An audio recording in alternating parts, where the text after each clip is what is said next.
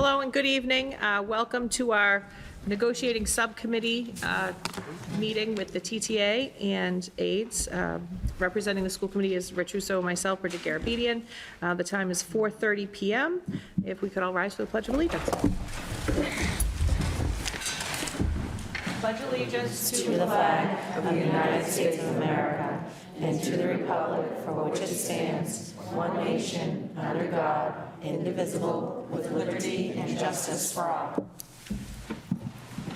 Okay, welcome. Tonight is meeting number 7. Just some brief housekeeping. I had to share with Mr. Russo the minutes from March 19th. I approve. I'll motion to approve them. Second to approve. All in favor. There's 2 of us for aye. This is so awkward. A reminder to please sign in. So that sign-in sheet gets attached to our minutes as documentation for who is present tonight. So if you get a chance, you haven't signed in, please try to remember to sign in. Madam Chair, Yes. the attendance from our last session is there as well.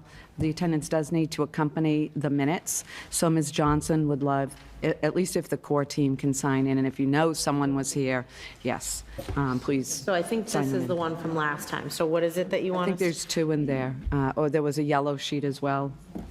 What's on this one? Oh, there it is. It's This both. one was already filled out, so. So it's partial, maybe? I think it's on that one. Thank you. Sign in twice if you were here last week, or 2 weeks ago. I think that was last time. I don't think it's still. Okay, thank you so much. And then feel free to move your chairs around if you feel like you can't hear. Unfortunately, we're still working with the best way to set up the room. And that's it. So at this point, I will turn this over to Mrs. DePietro to speak on our behalf tonight. Hi, everybody. We have, coming your way, if you don't already have it, a package proposal for teachers and a updated impact, financial impact calculation. This package proposal is a comprehensive proposal, meaning if we were to agree on this today, this would be our memorandum of agreement, and we'd have it, send it to ratification votes. So it's comprehensive. Therefore, as you can see up the top, for purposes of this package, any committee proposals not showing up here are withdrawn by omission. I'm talking about the very top. And any TTA teacher proposals not addressed herein are rejected by omission. Okay? And I can go through here, give you kind of a little summary of, what's changed, what's the same. I'm not going to be pinpoint precise because it probably would take too long. But I'm just going to go sequentially. It's in order of where these show up in the contract. That's how I organized them. So the first, number 1, is it tracks with some changes the first proposal we made to teachers, well, at least paragraph 1, which had 1 billion pages to it. You'll see that the number of underlined and crossed out provisions is greatly reduced because we are proposing to withdraw any reference to a longer workday. So 7-hour workday for purposes of this package is restored. So anything related to the more than 7-hour workday that was in the document is now gone. But I'd still printed out that whole Article 8 just because it might have been easier to spot the changes. So, Part 1, Section 1A, you'll see that students, again, they have a 6-hour and 20-minute workday. Teachers have a 7-hour workday. And there might be a few spaces where the starting and the stop time kind of moved a little bit, but it's a 7-hour workday. 20 minutes before students arrive, and then 20 minutes after they depart. So that's the same. Then if you go on to page 2. Oh, I'm sorry, can I ask a question? I'm sorry. So right now, what we have in most of our schools is 30 and 10 to kind of account for the PLC. I'm not sure if you're going to explain that eventually. Yes, well, if I can't explain it to you, I will ask my team, and I'll have an answer for Okay. you after we caucus. But the proposal, at least for now, is to make it 20 and 20. But if we collectively decide that in some places 20 and 10 makes more sense, we can certainly talk about that. But the upshot or the nugget that I want to impart to you is 7-hour workday. Okay. And just in Connor, I think to that point, if there are things today that are happening in that 30-minute window, such as PLC or faculty or whatever it may be based on your building, if that needs to adjust for the new school year next year, obviously that can be worked out, you know, Okay, great. building specific, I guess. Perfect. Thank you. Sure. Let's see, okay, so going on to page 2, in our prior iteration, we had language that was only in section 8, but we realized it should be at the beginning, which is applicable to all the schools, about setting a schedule for faculty meetings at the beginning of the year. I don't know if that happens now, and if it does, this just codifies it, and if it doesn't, this is new, but I think it benefits staff to have an ability to plan the dates that the faculty meetings are going to be.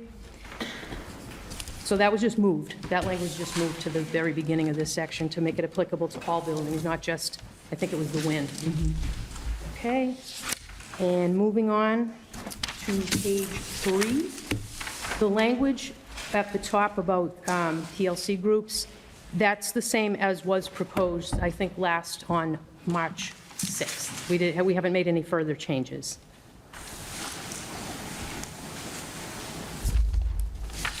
And then skipping down where we propose to strike out G, that's the same as previously proposed.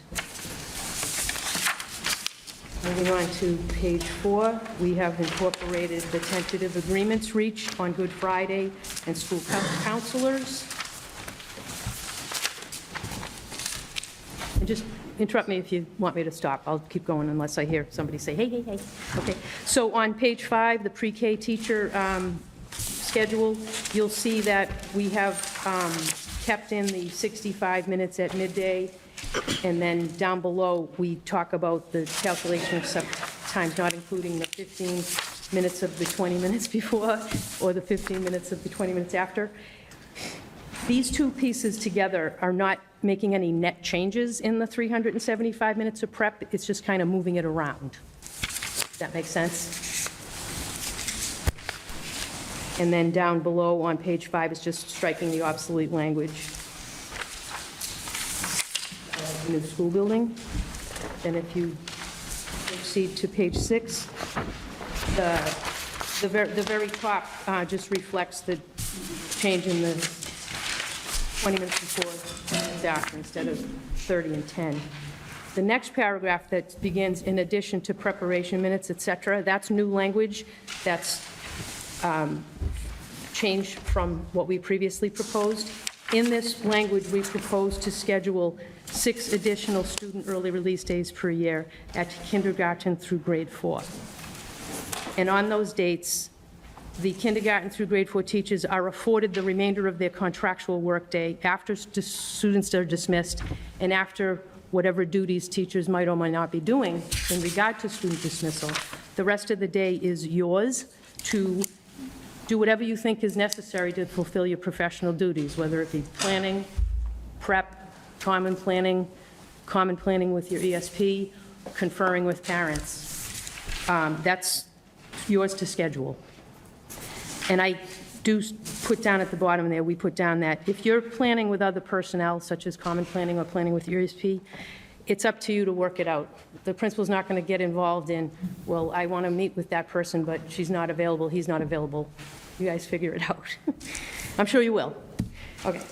Can I ask one question? Mm-hmm. So when it says early release, are we assuming that that's like the regular half-day schedule right now? Yeah. That would be what that is? Okay. Yes. And just not to get too far into the weeds on this, 6 additional early release days, kindergarten through grade 4, is the best we could do, according to our calculations. So you won't, I just want to manage expectations out there. I don't want you to think that there's room for movement there. There isn't, okay? Roseanne, can I add Emily to your question? Yeah, and one more point of Wait a clarification. minute. What I was think that? Ms. Ms. Reagan? Emily asked if it was the same early release time, and we had some discussion about that, because we wondered, geez, could you do more with less time, more days, less time? But we thought it should be the same time for parents. If you start listing all the types of early release days, that can be confusing, So obviously. it would be like when we have like a half-day PD day, it's like that time? Exactly. And we had to figure out the bus runs as Yeah, well. you know. it all And then the other piece too, so, and again, as far as what days and whatnot, the idea and the thinking was 2 days per trimester, because of course, 1 through 4 is trimester. Obviously, K is a little different, so we would work that where it's all the same, but the intention was 2 a trimester. Additional to what early release days are already scheduled. Any other questions before we move on? Just one. Sure. So it has in it, planning time with ESPs. Is that a foreshadowing to, is there one of these for the ESP? All right, you just want to keep that. That's all right, okay. No, yes, it is a foreshadow. That's okay, all right. It should all make sense when it comes to that, Okay, right? got it, all right. You're not even an English teacher. She's bright. That's good. You know, you're funny. You're very funny, because we were like, geez, we should probably do teachers first. We can get this idea out there, but, you know, okay. Okay, moving along. On B and C, those, I believe, were tentatively agreed, those changes. They just reflect that we're including kindergarten in the definition of elementary teachers. Page 6, page 7, there are no changes from current contracts. Page 8. This, what you see in subparagraph L, and then what you see in section 8 on subparagraph H, they're the same language. The attempt is not to micromanage for micromanagement's sake. The building principals wish to develop like the bones of the schedule, and then the teams can figure out, you know, the rest of it. But some service providers actually service more than one team, like a special ed teacher or a related service provider. And the principal has to be able to kind of make sure that they're able to navigate the schedule, you know, as it relates to movement between or among teams. So the principals need that authority, at least to develop, you know, the outline of the schedule, to make sure that everybody can be where they need to be for kids. So we hope that explanation makes sense to you.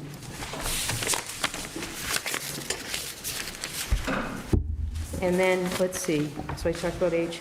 And then on page 9, we did keep breakfast duty as a category of duty in our proposal. And I think as we explained previously, we're not requesting more duty minutes of teachers. We're just seeking to add a category to the list of duties. Roseanne, I think too, on the, on section K, on 7K and section 8G, we had stricken that out in our original proposal. We've added that back in with going back to the 7-hour day as well. Right, right. Thank you for pointing that out. On page 10, we are proposing, as previously, the striking of the department head language about the fewer blocks per cycle. I think we explained our rationales for that when we sort of merged department heads and lead teachers into one position and elevated the lead teacher stipend up to what the department heads receive. Continuing on to page 11, on section 11B, that language that you see there is the same as previous. B and C, I should say. There's no intention not to compensate, but the principal has to approve the undertaking of the time in order for the person to be compensated. And overnight hours are not, they're not, according to our proposal, they're not compensable. Can I ask the rationale on that? Like when that time would stop? If it's an overnight thing, would it stop at 10 p.m., 11 p.m.? I think- How would you determine when you would stop being paid if you're doing it Well, we overnight? could certainly define it further if you need, so let us talk about it, and then we'll come back to you on that. Continuing on to page 12, we are, for this proposal, maintaining at the present time our counter language on the academic district coaches. I know that the TTA had put forward a modified proposal on that.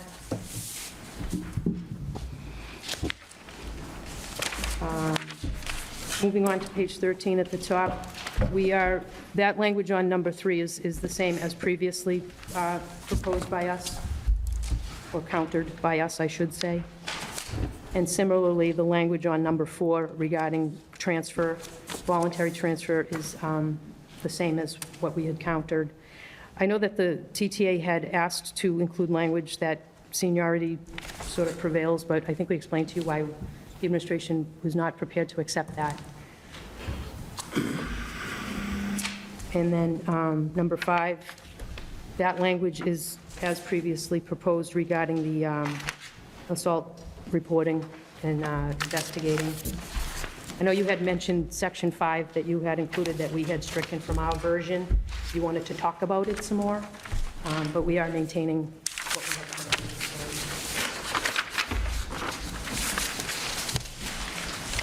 Number 6, regarding the half-day increments of sick leave, we are in agreement that employees can use sick leave in half-day increments, so that's a tentative agreement.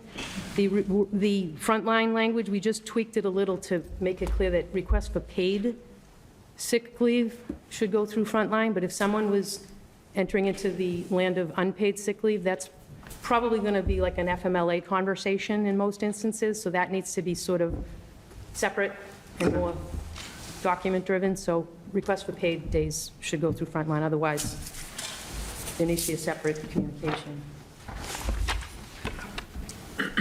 7, 8, and 9, we have tentative agreement.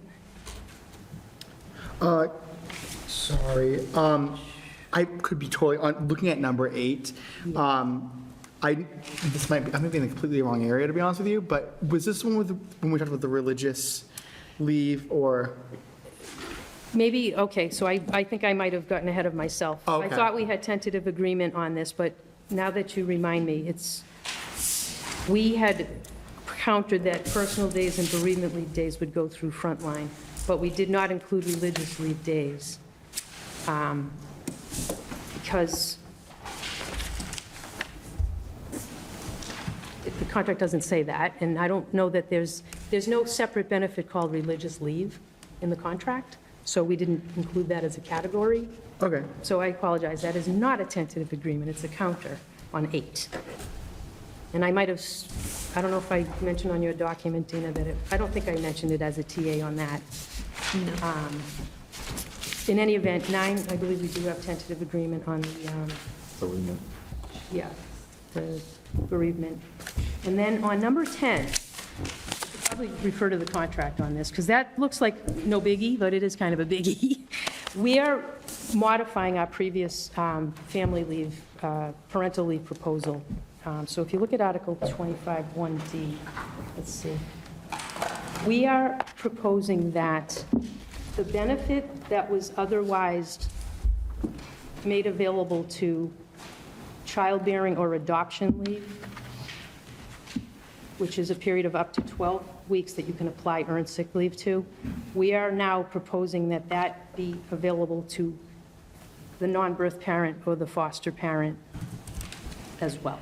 So any new parent or new foster parent is eligible to apply sick leave up to 12 consecutive weeks to that period of leave.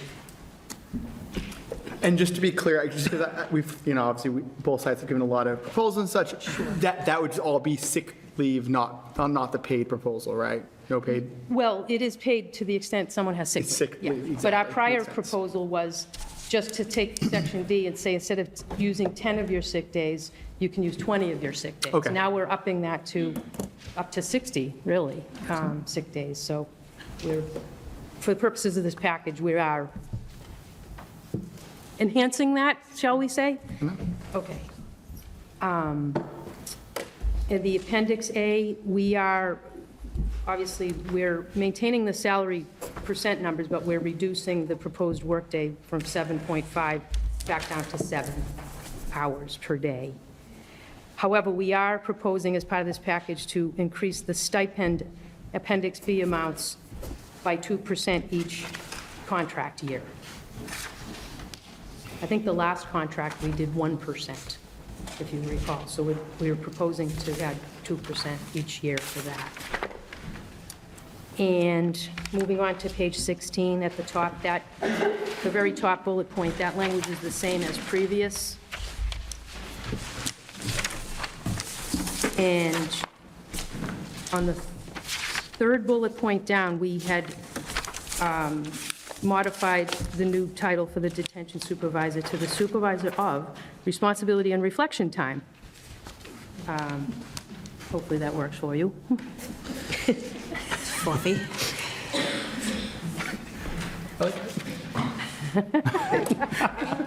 It's probably worth noting that Principal Ware did work with teachers on what could be the best. I think he used AI to come up with about 15 new titles and got feedback from the people either had done the work, and I know, I believe with you as well, Josh, and he gave a good rationale as to what people were thinking. So I know it seems like a long title, but people preferred it. Would you call that R&R time? Yeah, Supervisor of R&R. I've used it as such. Okay. It's all how you frame it. It sounds, it's evoking like a mud mask, soft music. Would you like me to read what he Yes, says? yes. All right. I think this is important because teachers did work on this along. This alternative focuses on the idea of growth, learning, and positive development rather than punishment, aiming to create a more constructive and supportive environment for students. During these sessions, students work on guided assignments, which are provided by administration. The supervisor spends part of the after-school session processing with the student individually or with a group of students. Administration would welcome input and ideas from the person in this position moving forward.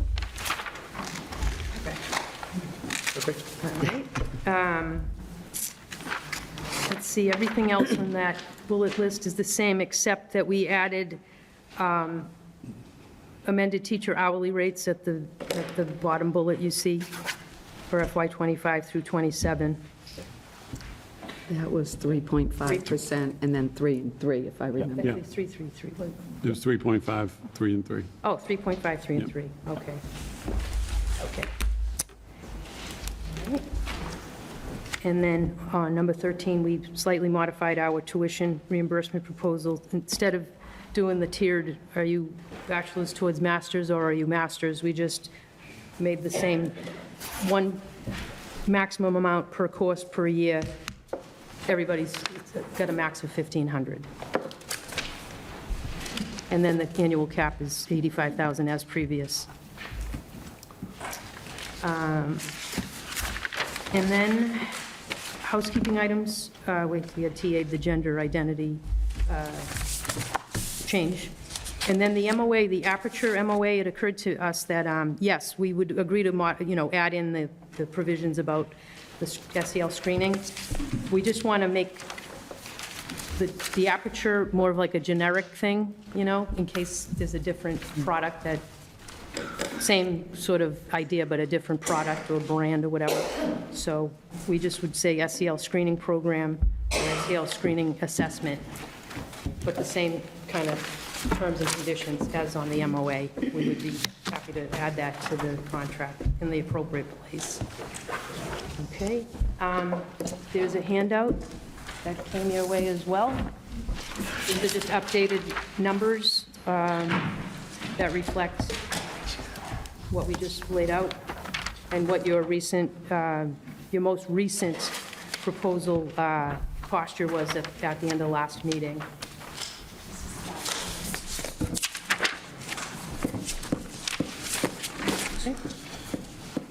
You want Dave to review this? Sure. Yeah, maybe if you don't mind, Dave, just running through this quickly. I have one quick question. I'm sorry if you already clarified. The 1,500 for tuition, did you say if that was one time or if you can use the full 1,500 within multiple courses? One course per year, per person. So if I take a course that's 800, I lose out on the other 700? Yes, okay, thank you. Question. On the chart paper where it says compensation, or course reimbursement, it says 66,000. In the packet, you guys have upped it to 85,000. On So it is 85. 85. It's 85.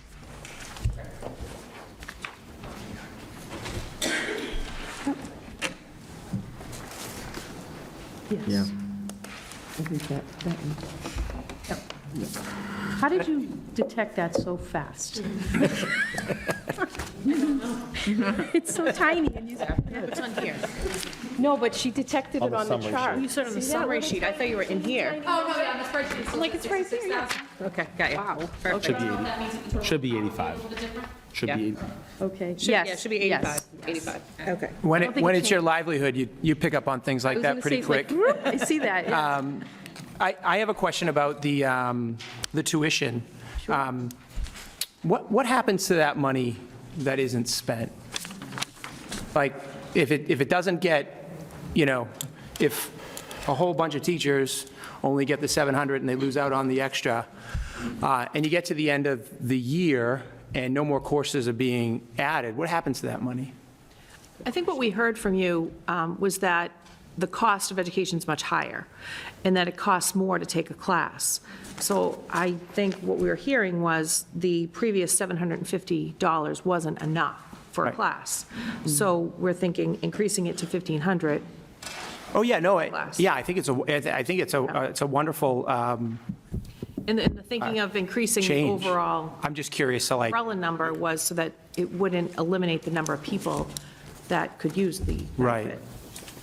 Just gets spent on other things. I mean, we don't spend every dollar exactly Right. how we budget it, so, things come up, things are changing all the time in our budget. So is it- When things get, our utilities might be high. Yeah. One year, they're low the next year, we can use that money to, do extra field trips, or, it's very fluid. I Yep. mean, we have a bottom line number we have to stay within in the town, so our budget is our best plan at any given point in time. Snapshot in So, time. as a follow-up, can you tell us how frequently the TTA extinguishes on a year-to-year basis those tuition funds? Averages around 55,000 a year in the current plan. Can I? Which is out of When I- 66 or When something? I look back over the 66. course of, I look back, I think, 7 or 8 years. Yeah. At that account. So I guess my point is, like, when you're giving us a cost analysis, that's not an exact solid in terms of it's what you have to budget, which I get. Like, you need a number. And if everyone uses it, trust me, I do get it. But it also is being used against us on the perspective of like, well, it's not all being used, and then it doesn't go back to us necessarily if it doesn't all get used. Go ahead. Now, it goes back to us from the perspective of like paying bills and whatnot, but like directly to the educators. And that's where I wanted to highlight.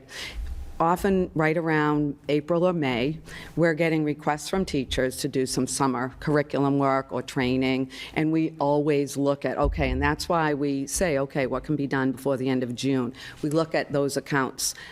I know I want it to go to teachers to do that work when they want to do that planning outside of the school year.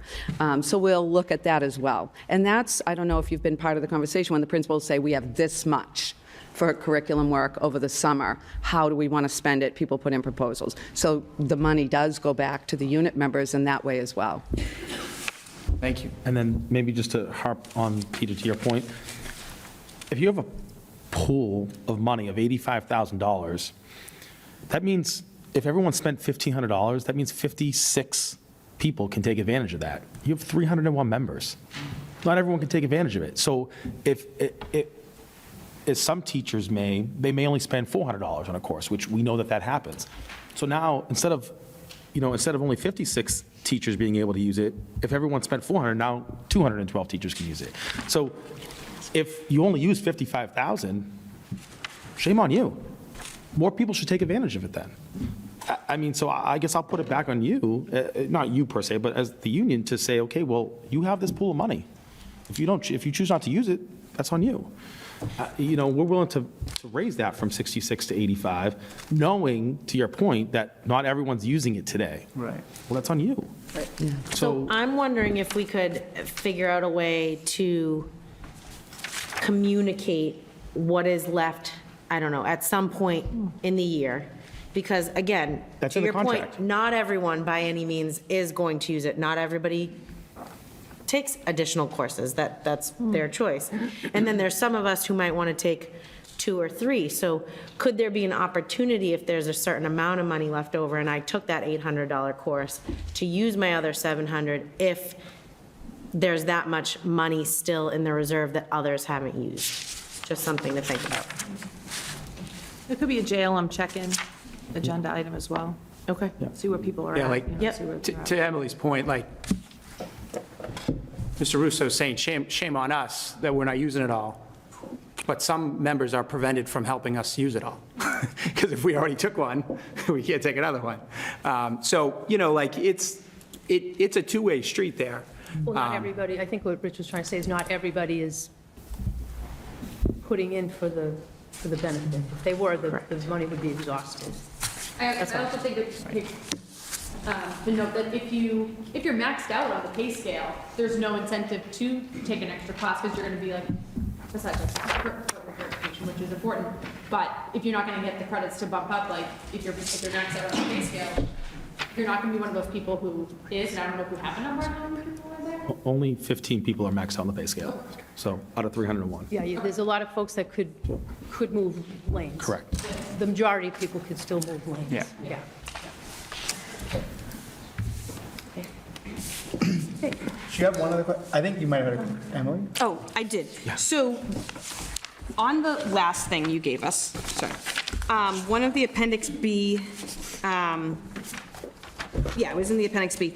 So it came between the mentee stipend and something else. You had 2 proposals about case managers. So one of them was the removal of the stipend, which now is not in here.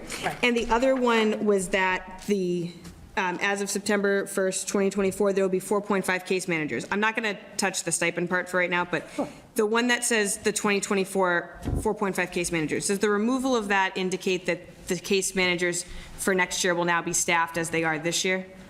Not necessarily. I think what it means is that there was sort of a realization that whether we fill them all or let some not be filled is kind of a managerial decision that doesn't even need to be bargained, you know? There may be some folks who are leaving the district or moving on to other things that will be, you know, vacating those. And if that happens, the district, as always, reserves the right to not hire into those. Yes, I understand that point of it. I just think that having brought it up as a proposal gives some level of intent behind the, you know, we can predict because we know people who, you know, some people plan to leave and all these kinds of things. And so with that prediction, we plan and intend to only hire at 4.5, whereas otherwise it might be, oh, we got to September and we realized like, oh, the numbers, we might not need them, so then we didn't. Yeah, budget, I'm sorry to interrupt No, you, go but when ahead. the district put its budget together, I think one of the assumptions was that there would be, those positions will be gone by attrition, I guess is how I would say it. Nobody's being laid off necessarily in this area, but the positions may not be filled, and it might be a cost-saving measure to. So I guess that leads me to and maybe this isn't a question, I don't know. This leads me to the thing of the case managers have a very busy role. And so the intent to maybe let them retire themselves out, where is all that going to go? Like, and does that then change other people's contractual obligations? I think you might analogize it to the role of a teacher. I mean, their workload is what it is, year on year. It's some years, it's different than other years. Well, depending but on the case staffing manager, levels. what the case managers do is not what like a teacher does. Even if you take an MSNT, they're not doing the same things. What do you mean? Like their job description is, Well, what they like the Same. MSNTs are teacher, they're responsible for planning lessons and implementing services and following the IEPs and all that kind of stuff. But case managers are the scheduling, right, like making sure packets are together, making sure forms are signed. It's a much more like, I'm going to use the word secretarial and hope I don't offend any of the case managers, but it's an administrative secretarial type of job. And so if those responsibilities then get put on the MSNTs who already have a completely full day and no PLC, like if that's the intent of the district, what happens to all of that? Right. They go to PLC. MSNTs do have PLC time. She meant I meant separate their PLC. their Right, own, right. because no offense, but them being in the history PLC is not going to help in any way, shape, or form their ability to write an N1 for an IEP going out. Okay. So that just brings us might. back to the PLC, I I might guess. need to push back on that premise. Okay, a couple of things. Okay. I don't think there's any intention to put off onto MSNTs the work that is currently being performed by a case manager. The case manager's workload, some years it's this, some years it's not so much this. It's the same as with any employee. Some years, you know, you have more students, some years you have fewer students. So there's no intention to make those special education teachers, you know, write the team meeting invitations and all of that, if that's what you're suggesting. Well, I think I'm making the assumption because the suggestion was that they may be simply not filled as they retire, in which case someone's eventually going to have to do those tasks who then isn't a case manager.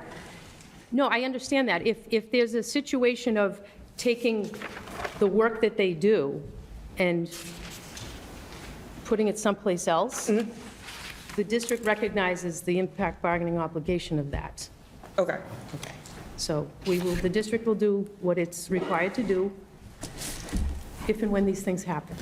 Well, I think it's definitely an if or when, because the proposal itself, although withdrawn here, does suggest strong intent. Yeah, but we are removing those two pieces from this proposal.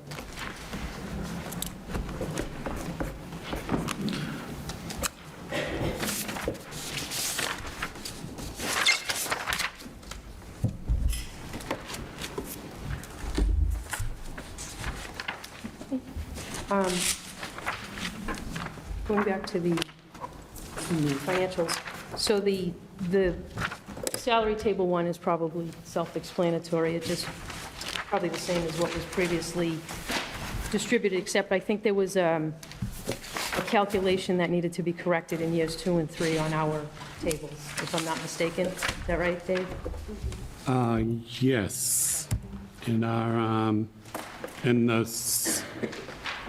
I updated the salary table on the PTA proposal to represent the 7% change that was proposed last time. In year 1. And then that kind of impacts year 2 and 3 also.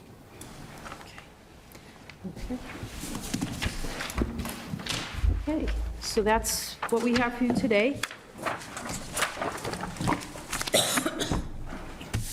Anyone have any questions? Could we take some time to caucus this, see if we can get some responses for you? Yep. I can't promise the whole thing, obviously, Right. but just to keep the ball moving a little bit, right? Okay. So, okay. Chunk of time, Yeah, I think we're gonna need at least a half an hour. half hour start. I'll text. Start with 30 minutes. Perfect. Start with 30 minutes. Perfect. All right, so 5:38. Sure. Yeah, 5:40. Yeah, and I'll text you around 5:35. In case. Recess at 5:08 PM.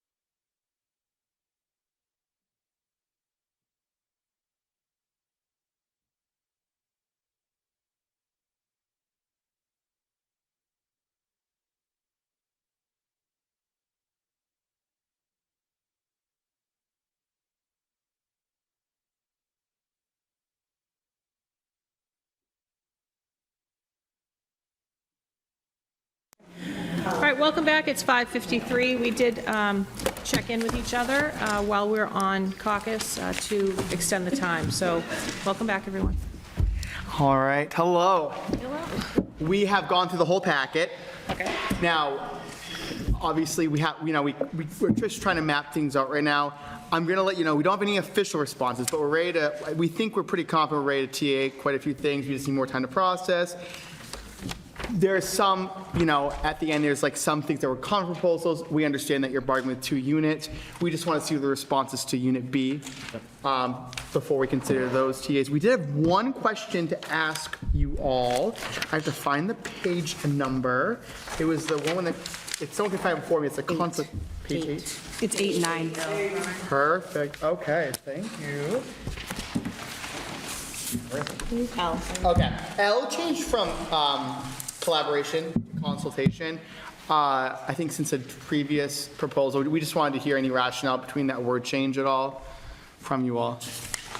Under L on page 8, I'm sorry, L on page 8. I think it shows up a couple of times. Yeah, it's on the in next page too, on the Yes, correct. similar.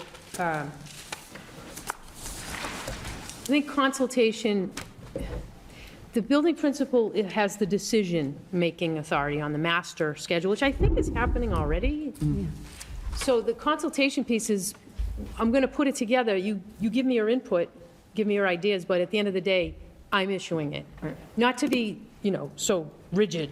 It doesn't come off, I hope it doesn't come off that way. But I think that's the reason for consultation. And in fact, it does say consultation in the original language. Okay. Yeah. We were just pointing out that your modified proposal from before Yes. had It collaboration. did. It did. Okay. Other than that, we, like I said, we've kind of talked extensively just now. We mapped everything out. And I think once we get through the next unit, we may have some answers immediately, and then we'll definitely absolutely have answers by the next meeting. So, you don't have any tentative agreements on this? Not quite. We have behind the scenes all right. agreements, and we think we're gonna have some upstage, front and center spotlight tentative agreements soon too. So How do you, overall, just, I know I asked this question at the end of the last meeting, but just, like, I really want to express that we really tried to put our best foot forward here based on the feedback that we heard for the last couple meetings. It's easy maybe for me to say this from where I'm sitting, but there's a perception that the school committee doesn't hear us. The school committee doesn't hear us. And maybe that's just the way I feel, and that's fine. I guess maybe everyone's entitled to their feeling, but at the end of the day, and I won't speak for Bridget, but I really feel like this allowed us to put our best foot forward. And if there isn't a lot of TA things to come from this at some point shortly, I don't know. I just really hope that you guys see that. absolutely. And we'll take it from there. Obviously, we'll get to Unit B. Yeah, absolutely. We do appreciate. No, we definitely were acknowledging there was Movement. movement. overall. Yeah. Yes. Big movement. Yes. 100%. Thank you. So we didn't want to also eat into the ESP time. I know we're reaching that 6 o'clock time. And we have that little break. Is that correct? Yeah. Okay. Yeah, 6. So we might have some official response even by the end of the night for both units. Okay. Do you feel like you want to just go right into ESPs where we're just coming back from a caucus? Yeah? I'm fine with that, yeah. Fine, yeah. So under 7:30 then? Yeah. Yeah. Okay, fine, yeah. So, I'll pass some stuff out. Please, yeah. It's all about, you passing out the Foreshadowing. package. Yeah, the package, plus the handout, the sample schedules. Yep. Yep. So you should have that. It should be 4 sheets plus a staple packet. And what about the financial? That should all be there. You have a copy too. We have. Yes, that's good. That's what I was wondering. This is all early. All right, so I'm actually, not to mess it up, so, like, literally this Take one, one, pass it take down. one, take one, pass it. 10-4. Yeah, I think we can handle that. Okay. Don't drop them, they won't be cold.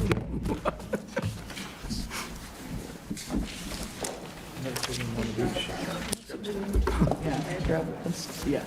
Thank you.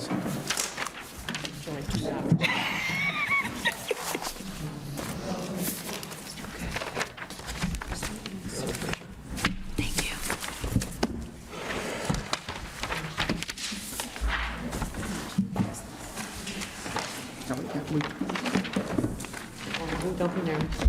Don't be scared. They're really not in any particular order.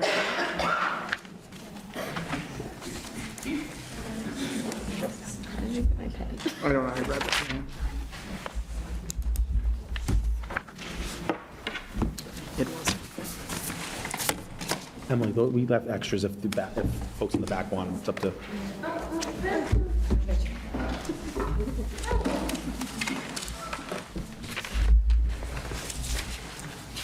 All right, so I'll start, if nobody has any objection to that.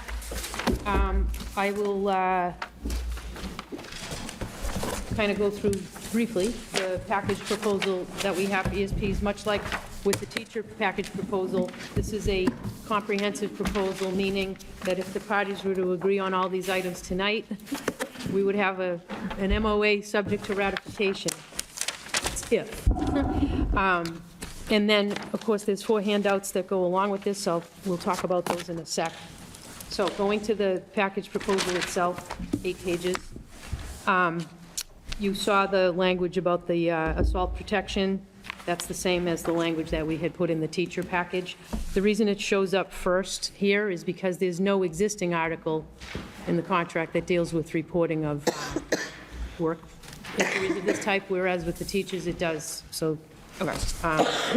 And then moving on to number 2, this is a modification from our last proposal on work year. We have indicated that as of year 3, everybody would be having a 7-hour workday and 184-day work year, except anyone with greater than 7 years of service as of the start of FY '27 may continue, if applicable, in their 620 daily hours, 182-day work schedule, or they may convert to the 7. It's up to them. Anybody with 7 or greater years of service, it's their option to jump to the 7 hours or stay on the current work day, but there is a 182-day year, which we'll get into in a moment. And as Emily so aptly predicted, we have new language about the early release days.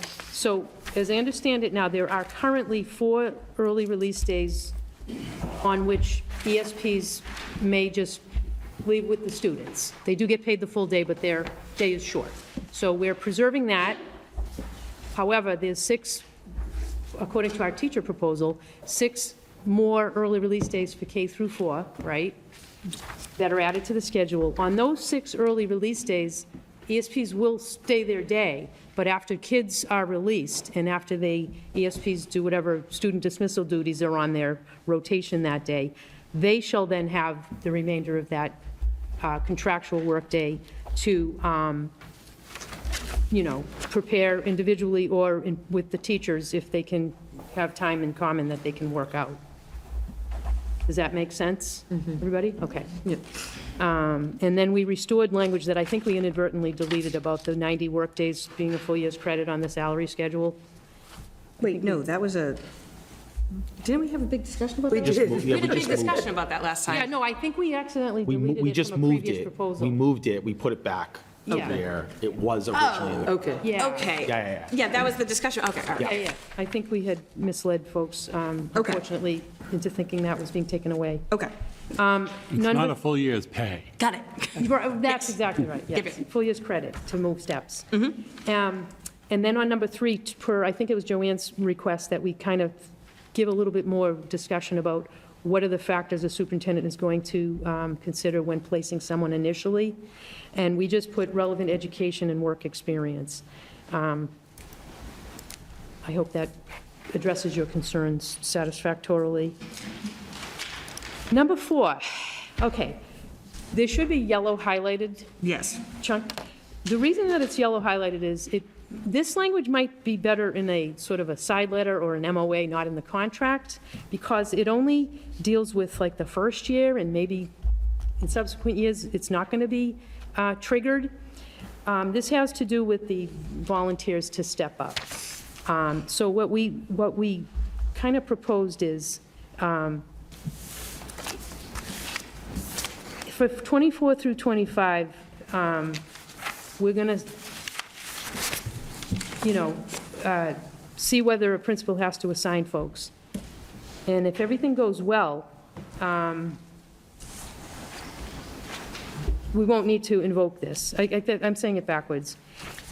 For the first year of the contract, this language won't be in effect. It'll only take effect if after 1 year, the principal deems it necessary in good faith that we need to be able to assign people. So that'll allow us to see how things are going, and if there's no problem, great. This yellow language will never appear. Can I ask a question on that? So is that something that we're all going to come together and discuss, or is that just after the end of year one, the principal says, yeah, I had to do it, so we're going to put it in? Right, so you'll see in the footnote, if the administration in good faith determines this language is necessary in order to adequately secure coverage. Okay. Previously, we had proposed that the language go in the contract and stay in the contract. Right. What we're willing to do is see how it goes for a year without making anybody do anything, see how it goes. And if there's a problem, we'll have to invoke this language. And Joanne, Without a discussion, is Yeah, that how I'm understanding it? Okay, Well, I that's mean, all I'm I'd like to wondering. think, though, that, the point of having JLM every month is to bring issues like that to the table. So if administration is feeling that way over the course of that year, they absolutely should be putting that on the agenda to discuss with union leadership, and equally vice versa. And I think that would be hopefully some discussion, I think, that you're referring to, that you'd like to see happen. I very much appreciate the thought that it would be a JLM issue. However, we have been told, I don't know if I could count the number of times that JLM is non-binding. And we have brought, in the various things that have been brought to JLM, some things have been handled really, really well, especially in the last maybe like 2 years. There have been progress made, but there have been an equal number of things that we've pleaded over multiple times and nothing has come of it. So while I do appreciate the idea that like that would be an avenue here, I'm not sure that that gives us the, comfort's not the right word, but the like feeling that it would in fact be in the best interest of it, or that it's not just like a push off for the next year, if that makes I sense. I take this even the next step further. I don't think this should be anecdotal. I think there should be some data, asking principals to, track how often is this happening. So I think from where we sit, being able to say, at this particular school, it's happened 3 times a month for the last, 4 months. At this school, it never happens. And then maybe having a conversation. That's what I would expect from all parties, and that would make sense. Right. As opposed to, yeah, we just think it's not working. That was Yeah, my yeah, question, I yeah. guess. Thank So, you. I do think that there should be some, I think that was part of the thinking of putting it in here this way was, nobody's tracking that right now. Right. So, you've got all sorts of parties, stakeholders saying what they think is happening from their perspective, and I don't doubt everybody's perspective is their true, honest perspective, but globally speaking, we need more information, I think. So I think that was the thinking, and So I'm almost thinking together out for a loud year. here, maybe for the sake of tracking, again, I'm just thinking out loud, maybe this is something where it's not written this way the first year we track the data, then if there is an issue, we can consider it, or something like that. Just a thought. Because otherwise, how do we get the data? If we change it now, then it's changed. What's the point of getting the She's data, not right? changing. They're not The gonna change yellow it, is that's her not going point. in there. Everything wouldn't in be yellow in is not going in till the next. Till the next year, That was the point of your preface, Roseanne, of it might be better in an MOA. which is why it's yellow, okay. Yes, so, right, so We modified this proposal in light of the concerns brought over multiple meetings. And we thought this was a decent concession that spoke to your concerns, but also gave the principals, the administration, the authority to change things if the data supported it. That's all.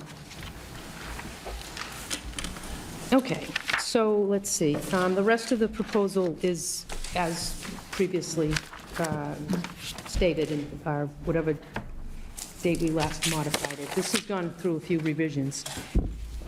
Well, you've also changed, I believe, the last time you had, after 30 minutes or 45 minutes, it would be $25, and then $10 each hour after.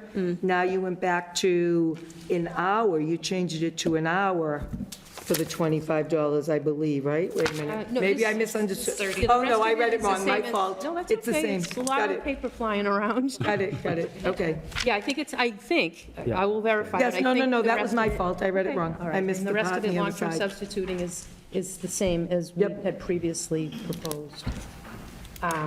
Number 5 just reflects our tentative agreement previous.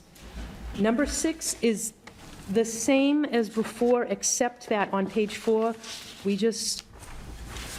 we have, instead of saying, for purposes longevity, an employee gets a full year of credit, we just said an employee will be granted a full year of credit for working more than 90 days in a school year, just so we are all clear that if you work more than 90 days, you get the full year for longevity, and you get the full year for step movement. You don't get the full year of salary. Okay, I think we're all good with that. Number 7, we talked about previously, same changes, because that was a common proposal. Number 8 was a common proposal, we have tentative agreement on that. Number 9, it's the same as previous. And I believe on number 9, we're in tentative agreement on the first paragraph. Second paragraph, it sounds like the ESPs agreed to the Thanksgiving break being clearer, but they're still needing to get back to us on the 4-day. No, we You rejected the 4, we kept it 2. Okay. Yeah. so But we we're- were cool with the first paragraph and the Thanksgiving break part. Yeah, so we're maintaining the 4-day piece as part of this package proposal, as you can see. Number 10 is tentative agreement. Can I ask one question? So the 4 days there, how would that look with this sort of complicated, like 7-year people do one thing and 1 through 6-year people do something else at the beginning? Do you want me to? Yeah, please. Are you talking about the first 4 workdays? I don't think know that this paper. really Yes. illustrates it That's what better. Yes, okay, Yeah, it'd be the same 4 workdays for all. It's opening day, day 2, and I think the PD sample that you asked for illustrates those 2 days would be the first 2 workdays for all ESPs, regardless of what their hourly their day is, and then the first 2 student days. So the first 4 would be the same 4 for both sets. And I don't know if you want me to get into what could happen in PD on day 2, but for the purpose of that question, it's the same 4 days. Okay. Day 1 and 2, full PD, day 1 and 2, student. I think the understanding of that, Emily, is, Yeah. again, we heard folks when you guys said that we want time to read IEPs, we want time to collaborate, we want time to get ready with our respective teachers at the beginning of the year. Those 2 full days allow to do that, and so if people are allowed to request time off, well, that defeats the purpose, I think. So that was sort of some of the thought as well behind it. I understand the second part of that about the, giving you the, if you take them off, it might defeat the purpose, but I do think if those days existed, they would absolutely not be unfilled. I don't think there would be time to do those types of things, other than maybe like prep that's included in here or something. But I see the point. On number 10, we talked about that, there's tentative agreement on. On number 11, we addressed this in the teacher session, where we have taken our previous parental leave proposal and we've enhanced it.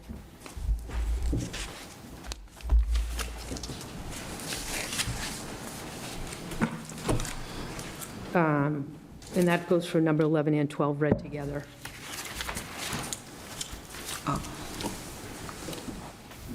Okay. All right. Number 13, okay, so there's a few little tweaks because of the 182, 184. We are still proposing that ESPs work at least 182 days, and again, to find time to do the prep work leading up to the welcoming of students. And we also heard some concern about the content of the PD, so we just added some language in about an ESP, I suppose it would be a group of ESPs, but for the purposes of this language, an ESP designated by association shall be afforded the opportunity to meet with administration and provide input regarding the PD schedule for the upcoming year before it is finalized. I'm not sure if that happens already, but No, it doesn't. the district will build in some time to confer, to have whoever you designate look over the schedule of topics and see if there's any feedback before it becomes finalized. And I understand there's a pilot going on, and it's getting good feedback, so maybe we can build off of that. We kept as previous the option of attending faculty meetings. If they're outside of one's contractual workday, you'll just get paid, obviously, for the time you spend at the faculty meeting. It's at your option. Tuition reimbursement, we did tweak a little bit. If you look at page 6C, we kind of stripped it down and just said, if the superintendent finds it relevant to your assignment, you'll get reimbursement. So it doesn't have to strictly be education, special education. I mean, there's things that might be relevant that may take other forms. And let's see, PD training sessions, if you work 182, you may attend, still with pay, anything that's held on the other days that teachers attend PD, if that's your option.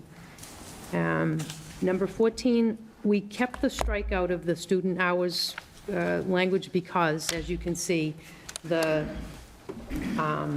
some people won't be working simply student hours under our proposal. Now, on number 15,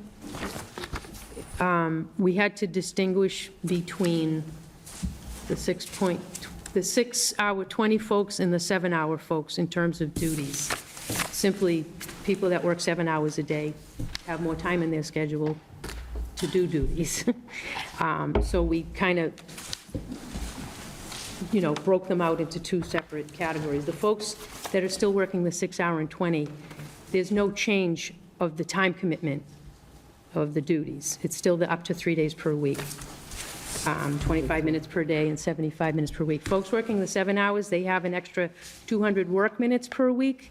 So we have included language that they would, have student supervision duties, and then there would be a minimum of 60 weekly minutes set aside for dedicated planning time, except on shortened school days or school weeks. And that 60 weekly minutes is in addition to those early release days we just talked about for everybody. It's in addition. This may take you a while to kind of put all the pieces together and make them all make sense. And then number 16 is, the language there is as we have previously proposed, which I don't think you have responded to yet. Number 17, we have a new updated salary schedule, so we should talk about that before we move on.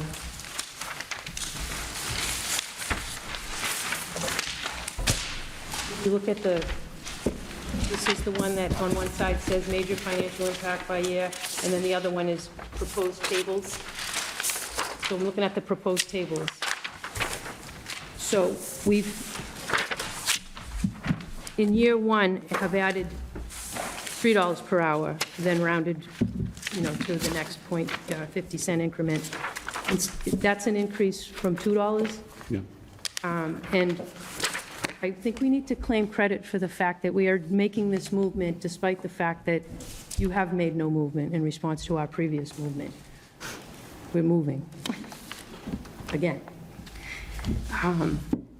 And then, in addition to that, as you can see, per the language I just went over with you, we are affording those with 7 or more years of service at the beginning of FY '26, it should say FY '20, beginning of FY '26, the option to stay at the shorter workday work year. So that's movement from our previous position.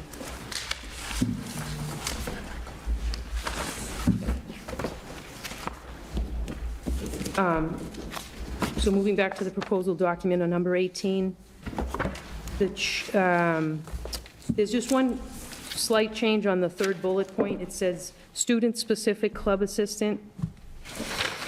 We added the word student-specific, the phrase. And then we made sure that the asterisk was clear that the building principal and superintendent would approve the appointment and the hours being spent. Hold on.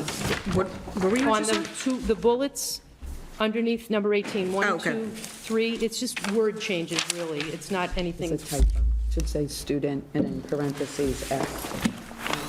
Two students specific, but it's a student's Student. Student-specific parentheses club S. assistant.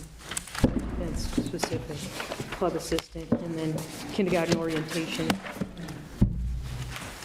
And on the last page, we added the per ride stipend if a bus monitor, if someone's doing bus monitoring that falls outside of their regular contractual work hours, they'll get compensated $15 per ride. So that's added in from our previous. Okay, so, questions yet? We probably have a lot to, again, digest. So we Right. have some handouts on the, what the day might look like, or the week might look like, for folks that are in the 6-hour, 20-minute, and folks that are on the 7-hour sample schedule. If I could ask the superintendent to explain this? Sure. Thank you.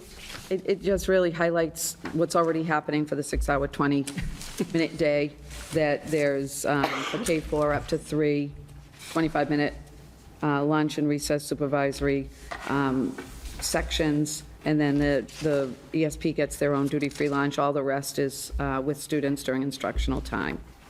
This one is the same. It's just, this represents all 6-hour, 20, even though it's a little different, 5 through 12, than it is K through 4.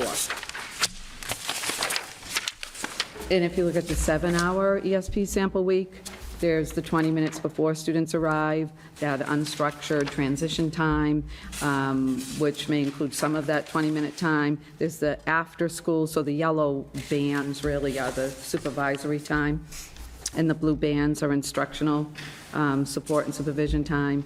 So what happens is just a sample of 3 of those sections blocked out for the minimum dedicated planning time. So this would be maximum supervision and minimum dedicated planning time. And I think it's important to note, I mean, different schools, those black blocks, if you will, may show up at different times of the day. Obviously, this would be equitably scheduled by the building principal as student needs for that supervisory time exist.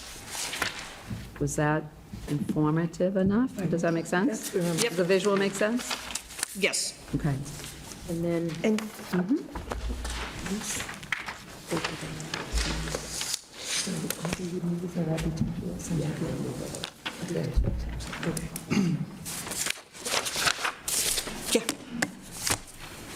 Yeah. there's a final handout about examples of topics for PD, and then the schedule on the top there of what the PD schedule would be, depending on what your work schedule is. So I hope this makes sense to you. I can add to So it a then- little bit. Basically, we went by the last 5 years of PD for ESPs, and gave an example of all the different topics that have been offered, as well as some of the newer topics. And I think the top is the most telling, right? The 6-hour, 20-minute ESPs have the 2 days, the 7, with the option of any others, right? And the 7-hour ESPs have the 4 full PD days with the option of the early release workshop days as well for additional hourly pay or per diem pay. So these are topics, and I think it's important to note the representative ESPs would be included in this planning because a brand-new aide is going to need that ESP 101, but a 20-something-year aide may need more disability training or maybe ABA or some other type of training. So we think it's important to have multiple options for the different levels of aides, as well as maybe some mid-year ESP 101 when people come in, brand new. So this is just a sample or example of topics. Obviously, differentiation and more input based on student need would have to go into the planning. Can I ask a question? Sure. So I know, just based on the teachers one, so I understand, like, where new IEP training, like, we did that. I understand the instructional, well, hold on. No, maybe that's the last one I understand. But the rest of them, when have they occurred? Like, I know you said the last 5 years and things like that, but, like, because we get the big grid, right, with everybody's everything on it. I'm not sure that I've necessarily seen these, and the person we know who does, like, attend the PDs has just been looped into the teachers one. So There's been both. There's been the availability of options that might be the same as what the teacher's taking, like EL, or depending on, again, we talked about this last time, these ones have run on either the full day professional development days or the early release workshop days. These are just a sample. As I said, we went and pulled them out. If you remember Precision HR, our 7-hour ESPs, they do and have to attend. So the special ed department creates PD planning based on what they need. So a lot of Those these days. then are things that the HR Precision aides have had on their calendar? And optional to our TTA ESPs as well. So on a full day, day 2, for example, they're doing that, IEP 101 and the initial training. On the other full days, I mean, it's been anything from data collection to social emotional development. On the early release workshop days, it's a variety. They're all on our previous, you can look at them, all the previous PD and workshop options. Yep. I would add to this list that maybe, and again, I'll go back to the 25-year or 20-year ESP who may need, have more of a need to go to what the teacher is getting, or everybody does, that might be an option, where our newer, for example, the new IEP, reading a new IEP, that's going to be something everyone's going to need, understanding and reading the new. So we know that would be a beginning of the year type of thing. So this is where we'll need the help and assistance of ESPs in figuring out who does this really go towards? Because we don't want to create a plan for everyone when it doesn't fit everyone. Don't we kind of do that now for the teachers? We have one PD for everybody? Depends. Yeah, we didn't last month. Well, that was choice, but I'm, the choice one is a little different, but there are, like, in general, when we get, it's not, some districts have like elective kind of, like, here's the 7 things, not really choice so much as is like different people who come in about different topics or things like that. Or like, oh, if you missed the first, like, training about the math curriculum, like, you can go to, like, here's a second option for it, or things like that. Full choice is a little bit different. I appreciate the point about there being offered to the HR aides or ESPs, because these are not things that we've, like, explicitly seen listed out, but it would make sense that if they were under the HR umbrella, perhaps that's why we didn't. They've always been on the PD and workshop schedule that goes out. That grid always has what is HR Precision doing, and it'll say ESP optional, yes. So they're listed. I may be a little hurt that you're not seeing our grids. Kidding. Yeah. And can I just ask one question? I know prep has been a big thing, and the 7 hours would hopefully help. But that's only going to help in the morning or in the afternoon to give us prep if the teachers we work with are not on duties with us, or are on duties, not on duties on the day we're not on duty. Otherwise, that time is just us being there, staying an extra 15, 20 minutes. And I don't know how logistically it can be scheduled that every teacher we work with will be with us at a prep. It's not necessarily going to be that way. I know, and that's what we're looking for. We need to meet with the people we work with. And I appreciate this, I do.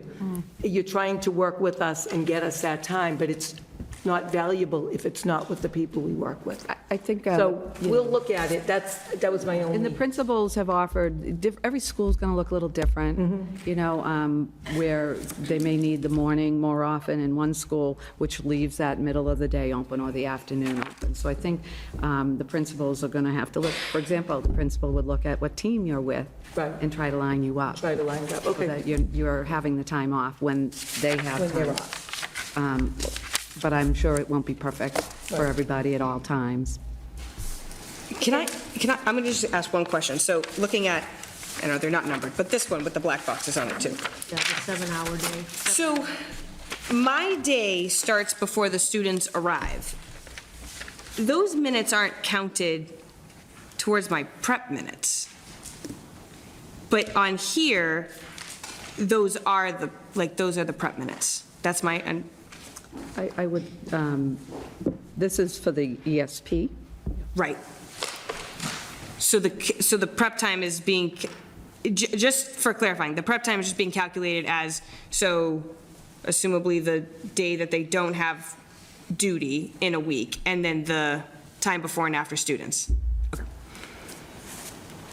I know, I think the word duty's thrown around, I feel like a four-letter word, but really, the role is to supervise and support students in that transition time or that non-instructional, unstructured time.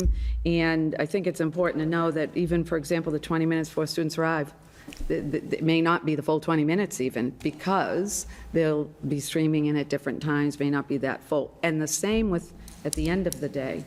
Some schools are very efficient in all of the buses being done in 10 minutes. So if that's their time to supervise the transition of students out of the building, the rest is theirs. So, you know, again, this is just a visual of what it could look like. So I think when we really live it, there's more, it's really more non-supervisory time. So I think what I was trying to say is building off of Joanne's point about time being with teachers. So even if you don't count the duty time, then, like, I am never on prep during this hunk of time. So literally on the schedule provided, at the principal's absolute best, like, scheduling capabilities, there's only one block in an entire week that we might be able to line up then, because, which would be this like in the middle of the daytime, because none of my prep time is counted before the kids get there, and none of it is counted after. I'm in a PLC, or I'm in a meeting, or I'm finding somebody. So the only time the What do you mean you're principal and his... finding somebody? What? What do you mean you're finding somebody? Like, I have to talk to somebody about, did this thing go out, or did you get to talk to Jimmy before he went home yesterday about his, like, we're running around trying to, or making copies, or, like, we're doing other things. Granted, it's prep, it doesn't count as prep. Couldn't that somebody be the aide as well, though? You could use that time, if you have that time in common with the aide, maybe you Or could to even leave? reschedule that other thing you're doing to another time. I don't know. I think the goal, Emily, is to give the teacher as well the autonomy to do that. And I mean, just as an example, I mean, Bridget and I were in your classroom a couple weeks ago, and that time before the student day started, I know you were doing it. It wasn't necessarily your prep time, but again, we were there, so you were also entertaining and talking with us. But some of that time could have been used to meet with, I believe it was Nora, whoever was in your classroom for that particular day or that particular time of the day. So again, every example is going to look a little different. Okay, yes, yeah. This is what the district could do, given the constraints that it faces. During those blue blocks, Yep. the ESP is with their students. So you cannot schedule them for a prep because there's no one to watch the students. So the district, with this 7-hour idea, located and identified for you the times when a prep might be able to occur. And if it lines up with the teacher's schedule, and again, I think what Brenda's saying is, the district will make all reasonable efforts to make it so that a teacher and the ESP with whom they're working have some time in common, 20 minutes before students arrive, or 20 minutes after students leave, or maybe even during that in between time. And it's not going to be perfect, and it's not going to perfectly meet your concerns about we need time in common. But it might be used, an ESP might find it useful to have individual prep, like, oh, I want to review that data one more time, and they can do that without the teacher present. I'm not an aide, I'm not a teacher, I've never been either, so I may be just not know what I'm talking about right now, but it occurs to me that there might be times that you might be able to use that time yourself, even if you want to just catch your breath. Right. And say, I haven't had a glass of water in, 4 hours, I'm going to go have a water, something like that. Can I ask I'm sorry. No, I just wanted to ask a question. So the yellow parts is potential duties that the ESPs would have. Yes. And it's not And so- necessarily going to be plugged up with all duties for all people all the time. It's a Right. rotation. I guess what my question is it the intention of the district and the principals to try and work with the ESPs and the teachers they work with to not schedule their duties on the only time that they might be able to meet with the teachers? I think that's what we're That trying there to would be convey. some sort of hopefully collaboration, and that the schedule would be set at the beginning of the school year as to when those duties would occur and when there might be an opportunity for prep time? I think they'd be set at the before the school year starts, with the flexibility to meet, just like they happen now with specialists. Specialists will look over the master schedule and instructional schedule the principal has put together, and they'll look over duties, supervisory time, transition time, and is it equitable? Because everybody should have a look at it a little bit before it goes out. And then they're tweaked. Sometimes they have to tweak. Through the school year, if students need change, they may have to tweak, or if an aide's, assignment is moved. But I think, yes, obviously they want to start the year with the schedule as close to. So is that the Ultimate. language that we were talking about with Unit A, where it says the principal will develop the master schedule in collaboration, consultation, whichever And they word you do want to that put today? But that's not in the ESP contract, correct? Currently, no, we don't have anything like that in our package, but are you thinking of adding something along the same lines of the schedule for ESP's master schedule, or whatever the ESP will be consulted? I mean, Yeah, I mean, I think we're going to Well, if look it's in over one, this and stuff. I just wanted to understand if that was the intention of the district, was And to not have it bounce around and make it, Consistent. we want a consistent schedule well, as much as to the possible. extent possible, yes. You know how, I keep saying this, there's lots of moving parts in any building or district-wide.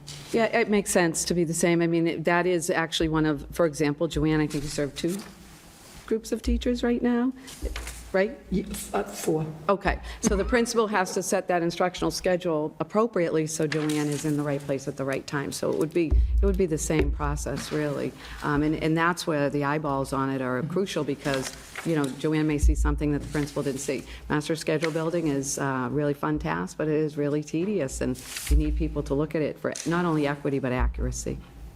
So I just wanted to add that I truly see that the intention was here, and if the schedule is being done in collaboration with, I do just want to be realistic, though, that it was very difficult, and for some principals, impossible to schedule just the teacher's duties in a way that we had CPT together, all had morning off for PLC, things like that. Now we're bringing in a whole nother group and having 2 big groups of people have to match up for these blocks, and I just don't know if it's going to be realistic across the board. And I know we talked a lot about the morning, but that afternoon block, while it's great that some schools might have it down to a 10-minute bus dismissal science, others don't, and some people are never going to get that 20-minute block in the afternoon. They're just not. So, can I have clarification? This was just an example, right? Right, just a mock-up. So, but that every ESP that works a 7-hour day would have 60 minutes per week. Minimum. And that would be scheduled by the building administrator with collaboration, whatever works. So it could be 10 minutes a day for 5 It might be days. 3 One day is afternoons, 20. it might be 3 mornings, it might be, you know, to your point, 5, 10 minutes, and then 4 10 minutes and 1 20 minute. So that's my understanding. Yeah. And that, okay. It'd be 3 of the common planning times. Like, it's just going to be different at 3 of those 20-minute chunks. Okay. I just wanted to make sure I understood. Yep. So now I just have one more clarification.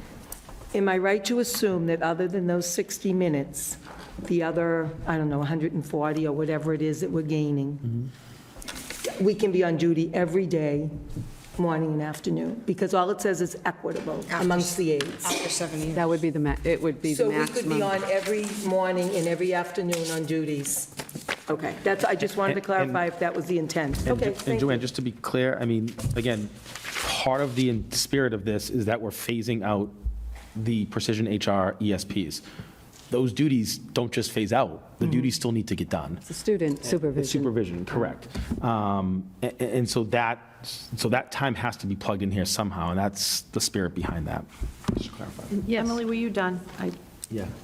Because I wanted clarification while you were talking, so I'm Yep, no, sorry. I'm good, thank you. A question, HR precision aides don't do duties.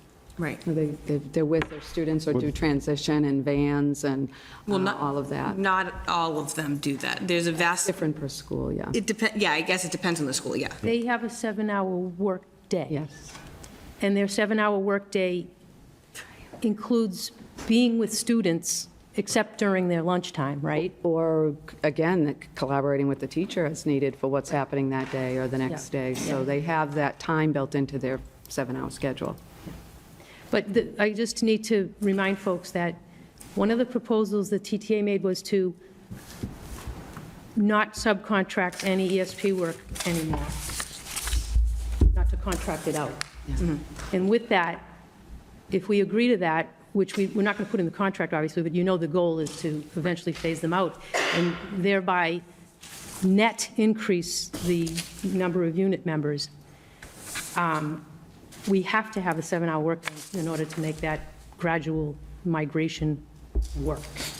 Well, I'm going to say that I know they don't have set hours because I just happened to ask today, and it's Ask whom? 8:50, Precision. One aide who, 8:15, they come in, there's no students from 8:15 to 8:30, there's no duty. They're in at 8:15, sure, but for 15 minutes, there's not much going on. And if their student leaves at 3:05 on the van, there's not much going on from 3:05 to 3:15 either. And that's what I was getting at with So it. It could look different even though you're on a 20-minute afternoon. The students could be gone. That's Now you right. have that Well, that's what I'm saying. Yeah. Well, when Rich said, that's why if we're phasing out our Roseanne, I don't remember who said it, we need you to work the 7 hours. Well, not necessarily. Well, it still means that at 3:05, pencils down, the student has to get transitioned to that van and into their car seat, or whatever that is. And if that takes 5 minutes or 15 minutes, that's what that end of the day after students leave time would be. So I think there's just so many scenarios here. There are. Okay. That, I and just at the wanted to high school, clarify on- very different than what that will look like at the doing. At the, if it's your afternoon. is every minute of every day of their schedule being captured for every single one of them with student supervision? No. Maybe not. I would say no. But I They're think able The to they, day doesn't prepare. start till 8:30. well, their day starts at 8:15. Right, the contract. Right, but no students are in the building at 8:15. Well, wouldn't that be their prep time then? Well, I don't know. If it was a union-based ESP, wouldn't that be If their it was prep an time? ESP, yes. But we were talking about precision and why we needed a 7-hour workday. That was my only clarification. Well, we That was stand it. by that. We need a uniform start at 7-hour day in order that, for those who need to be ready at the ready, at minute one, and until Right, no, the last minute of. I was just clarifying Yeah, on the no, duties. I get it. Understood. Yeah. Yeah. Do you want to take another 30? You want a caucus? Yeah. We're going to start with another 30 and then we'll let you know? Okay. Sounds good. So 30? Well, what's good for the goose So motion to recess for 30 minutes? Okay, 6:43 to So return it. 7:15?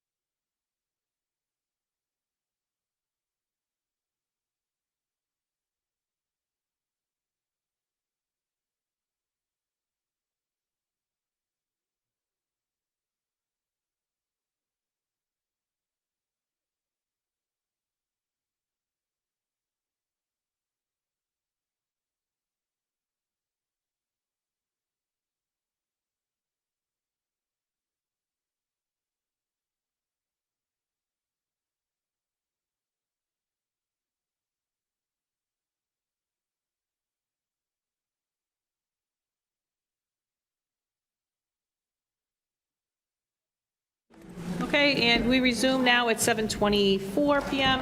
We had previously discussed another time, but mutually agreed on 7:25, so here we are.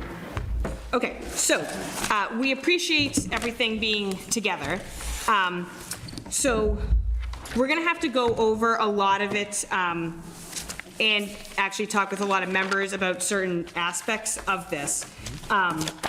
However, to end on a positive swing, we do have some TA-able things, if that works. Do you want me to? You start us off. Okay, so first of all. He's finishing his donut.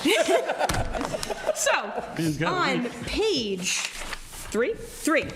Okay, so, we understand what you say about the highlighted part being better, like possibly an MOA situation, and because we feel as though that is it is the short-term subbing, we're gonna like consider that separate for a quick second. But the long-term sub part, we are willing to TA. That is fine with us.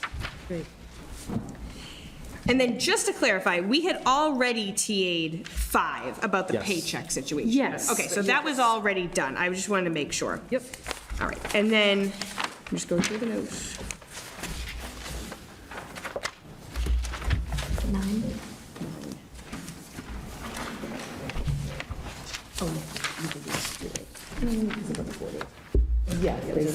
And then on page 4, number 9, for the personal days, right, we'll TA that. Which one? All right, number 9 on page 4. Okay, thank you. Okay, and then we also had some comments on some common proposals. Do you want to do this? You want I me to? mean, do you want to Oh, accept okay, it I'll keep on going. behalf of Unit B? Okay. I'll accept on behalf of Unit B Accept on behalf of Unit A, that we are TAing the assault language, as are we. and we are also, Disagreeing, that would be fun. See that? No, you don't want to see that. there's going to be a lot of just staring at each other until one of us blinks. Okay. And then we will also TA the half-day sick day. As are we. All right, so common salt protection language, TA, and then the half-sick day. So can I just get clarification on the assaults, on the assault? So the section 5, that was originally proposed. As you've presented it here, we'll accept. Yeah, perfect. And then the half-sick day stuff. Right, okay. Okay, and then as a clarification of a common proposal, so number 8 in page 4, did we already TA that one, the definition of family? We thought yes. Okay, all right, then that was already done, okay. As was the bereavement number 10, okay. So then we're all square. So, we had a lot of discussion, we have a lot more that we're considering getting, we feel we're pretty close on a lot of things. Obviously, we couldn't, I know half hour turned into 40 minutes, but it is crammed time to consider 2 packets, but we tried to do our best. However, we had a really good conversation where we discussed stances on things, and we're hoping by the beginning of next meeting to have even more either very close counters or TAs. Okay, that's great, thank you. Yeah. All right, and I know we did give you a lot to work through today, so.